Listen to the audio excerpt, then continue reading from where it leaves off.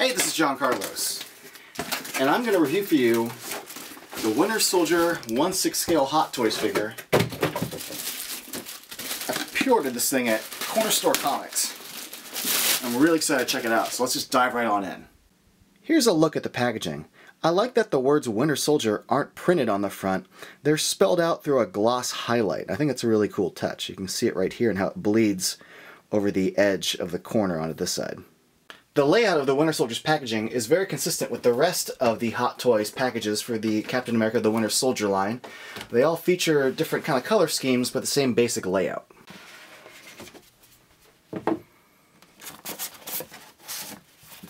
Well, there's something you don't see every day. A hand kind of included outside of the main packaging.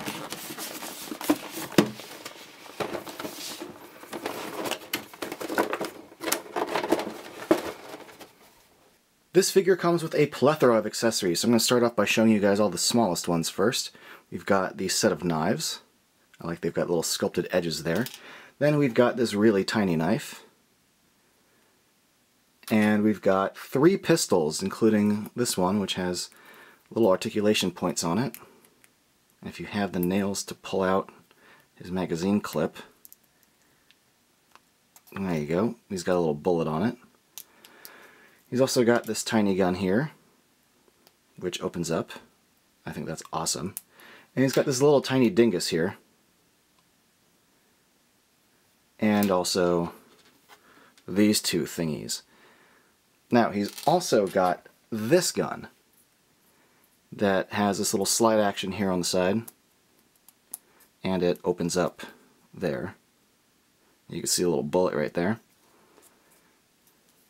And then he's got this bad mamma jamma, which has a little slide action in the back. And this slides right here. And that clip comes out. You can see the bullets there. Detail on this big piece is really awesome. There's some good textures on here. And we've got this gun, his little bomb gun that he shoots under Nick Fury's car. This piece in the back slides out. This little thing on the front pops up.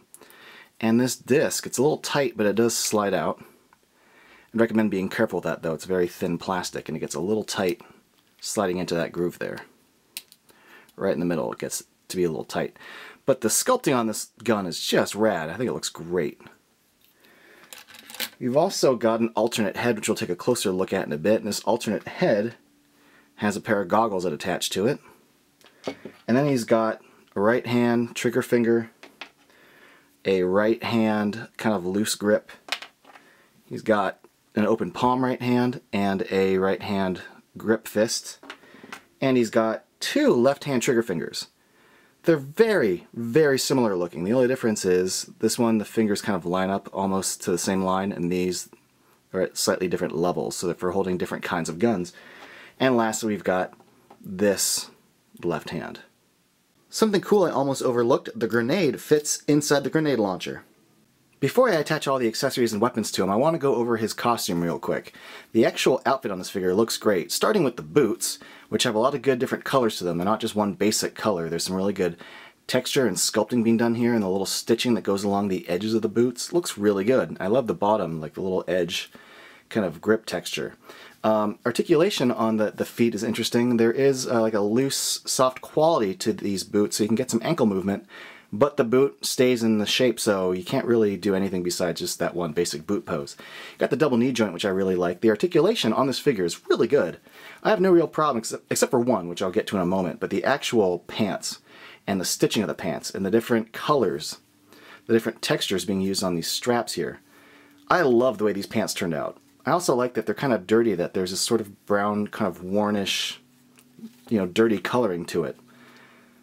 But all the little, like, geez, I mean, just look at like the layer upon layer upon layer of like clothwork being done here. I think it's just outstanding. These little things going on inside, this little rubbery material, meeting the knee pads. It's just some great work. You can get a closer look at his belt and the little pouches on his belt. All the little rivets and stuff. And then you can see his leather jacket. Well, it's more like a vest. I don't know what the hell it is, but it's leathery and it looks great. This package also comes with 2 of these extra little buttons. If these pop off, you can replace them. But the stitching on the leather looks great. The little cross straps that go across him look good. And you can see how well done, like even just like his arms are, and how the leather kind of moves with the joint. So that's good. The only little nitpick I have with the articulation is his left arm's shoulder joint. Not the main outer one, but the inner one in there. It's a little loose when going up and down, but at least you know, forward and back pivoting, it's still pretty tight and good. And I think they did a really good job with the quality of his left arm. You can see here like all the little grooves, the way they're not only sculpted but kind of painted in. I think it looks really good. I love the little inner workings, like the subsection, not the top layer, but that kind of layer behind. Did a really good job with that. And even his gloves look really good. I should mention that I've only bent him at the elbow joint like 2 or 3 times, and this has already happened to the cloth seam at the back of his elbow where the cloth meets the leather. So that's no good. And now we'll attach his weapons to the little snaps and holders and holsters and whatnots. His knives fit into this little thing that slides on his back.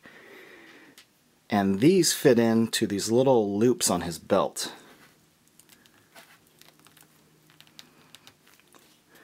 They're a little tight, but they do fit in.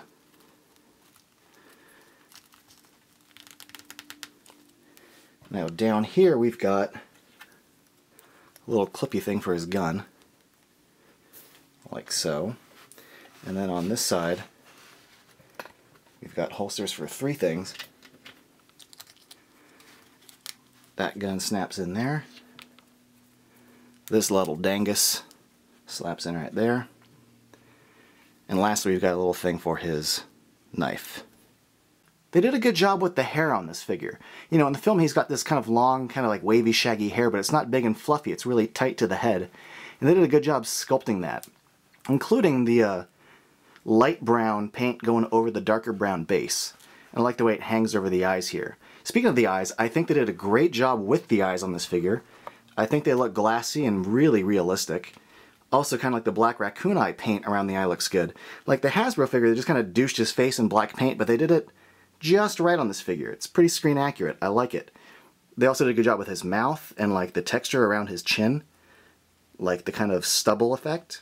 And it's all paint based, and that paint looks really, really damn good.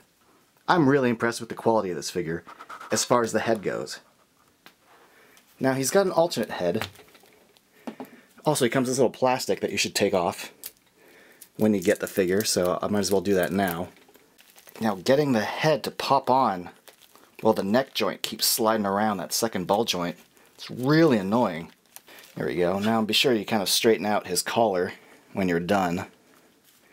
But this figure has a removable hairpiece that the other one doesn't.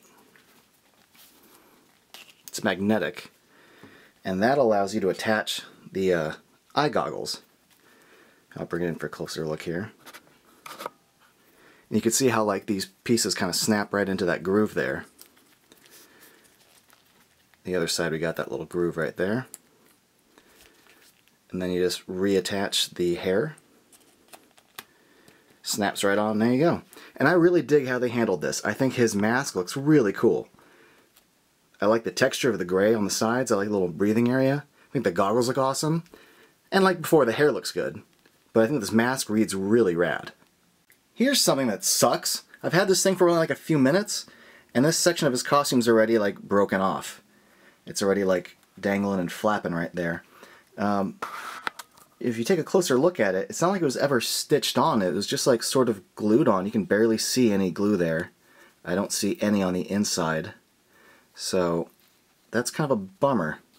But prior to that issue, like if I can just put that issue to the side for a moment, I'm really happy with how this figure turned out. Hot Toys has been raising their prices over the last couple years, where a regular figure used to reach a high point of $190, but now they start at like $220, and sometimes you're paying over $220 for a figure that comes with little to no accessories.